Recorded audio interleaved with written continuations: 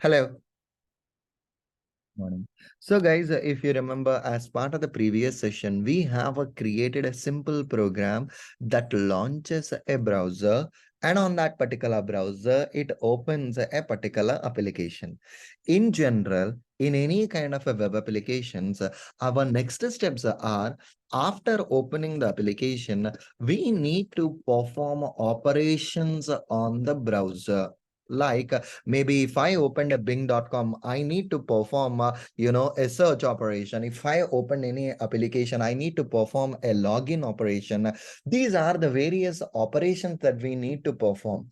So in general, in any kind of a web automation, the next step after opening the application is interacting with the UI elements. Whatever the UI elements are there in a particular web page, interacting with that particular UI elements is going to be our key point here. So there is a certain mechanism using which you can interact with any particular UI applications. The first and a foremost thing that we need to consider here is each and every object or anything that it is displaying on a browser, we treat it as an object, like a link, a text field, an image, a radio button, checkbox, whatnot, drop down. Anything that it is displaying on a browser, our automation tool will consider it as an object, and developer, while developing the application, they will assign unique attributes to those particular objects. Attributes to those objects. So consider a simple example here. So guys, if you clearly observe, we are deep diving into the locators concept. The reason is you have studied about API testing, and I'm assuming that you don't have any idea on what exactly the locators is, what is an attribute type, and what is an attribute value. That's the reason I'm just explaining it for a few minutes here. Consider that I want to identify a person in a grade A. If I want to identify a person in a grade A, the grade A has around 20 students are there. So definitely I should have a unique property, which is a name. We call it as an attribute. For this name attribute, there will be a attribute value. The value itself means, so the name, maybe I'm considering the name as a Ramya. So name, we call it as an attribute type, and the attribute value is Ramya. Maybe the another attribute, first name, is the first name is an attribute type, and the answer for this one is attribute value. The same way, the second name, the middle name, father name, all these things are attribute types. Whatever the value that you are assigning is going to be an attribute values. Okay, for every attribute you need to give an unique values, or you need to give a value, and then that's the person responsibility. With all these attributes, he need to identify a unique person, and he need to give that money or something else. The similar way, developer, while developing any kind of a web applications, they will assign a different kinds of attributes like ID, name, class, link text. Okay, different sets of attributes to any object that it is displaying on a browser. We, as an automation tester, needs to identify the unique attributes, and we need to perform the operations there. Okay, we need to identify unique attributes, and we need to give those attributes in your program.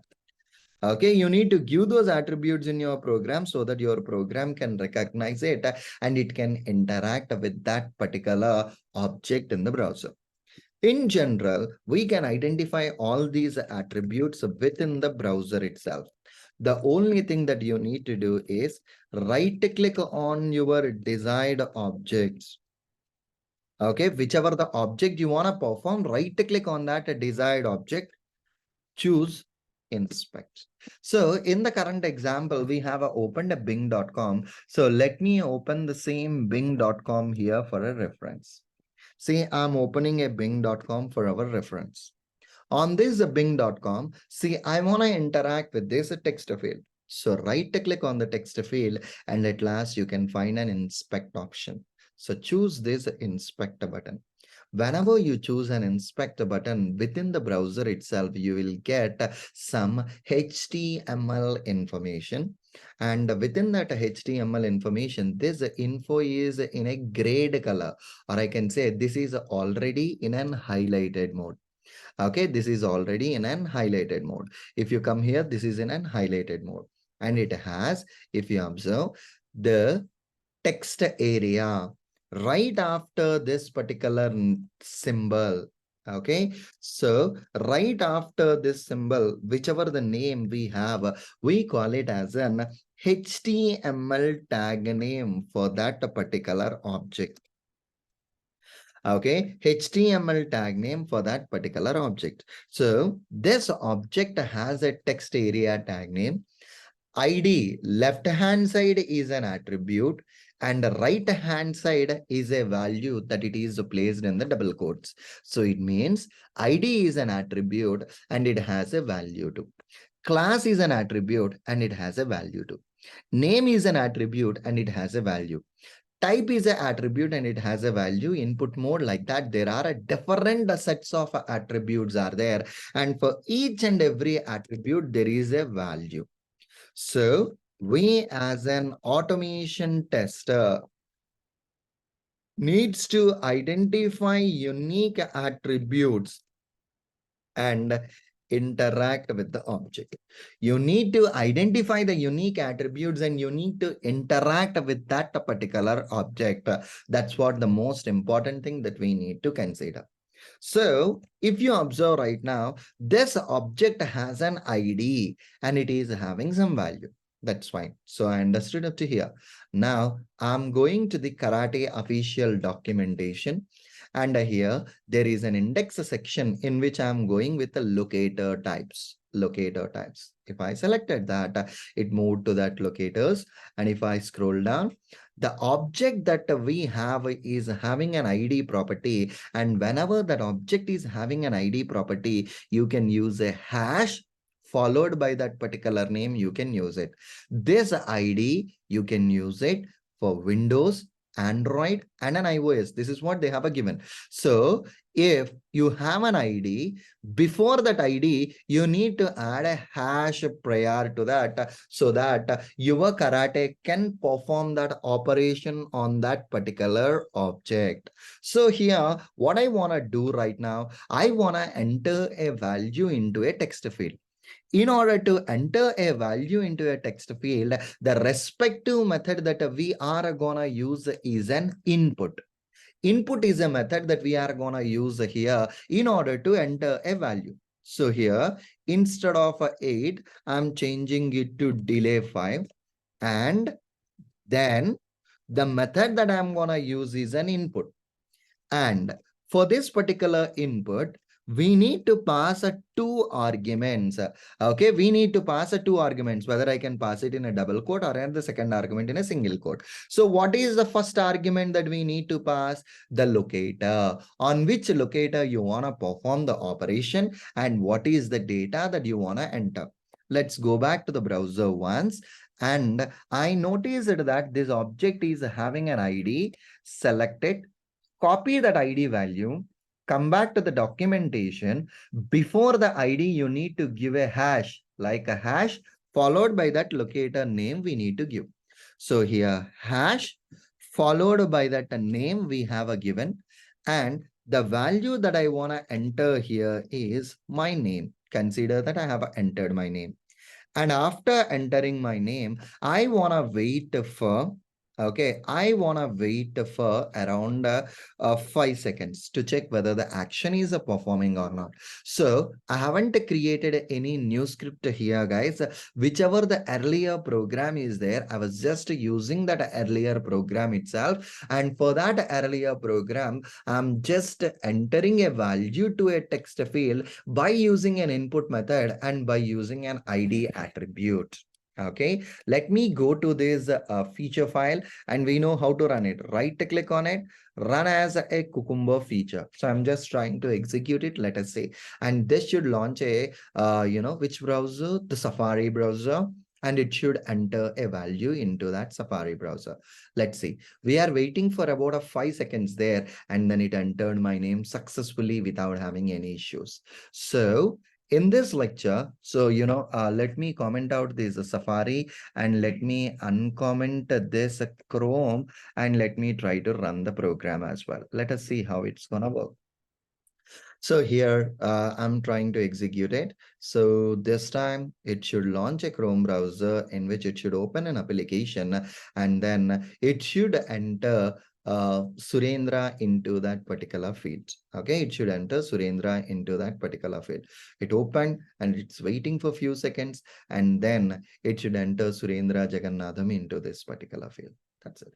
The same script, there is a no change here. Whatever the script that you have created in and Safari, we were just executing it here on and Chrome browser. The execution wise, everything is one and the same. It entered and after a few seconds, it will terminate the instance. So this is the way, how can you identify an ID, an object if it is having an ID, how exactly you can identify it and you can perform an operation. So this is the basic thing. And there are a couple more locators are there. If you see, if there is a name attribute for that object, you no need to add any prefix to that. Nothing can be added. You no need to add anything if there is a name attribute. Let's come back here. And if you see, this object is having a name also. Let's copy this name attribute and then go back to the program. Here, let me comment this line. Okay, and then let us create a new line here. Then inputs, and this time I'm using a name attribute, comma, I'm using Libby. Okay, I'm using Libby. So it should be maintaining in a single quote, hence I have updated this. And I somehow felt that on a Mac, a Safari execution is a bit faster. Hence I have uncommented the code related to Safari and I'm trying to execute it.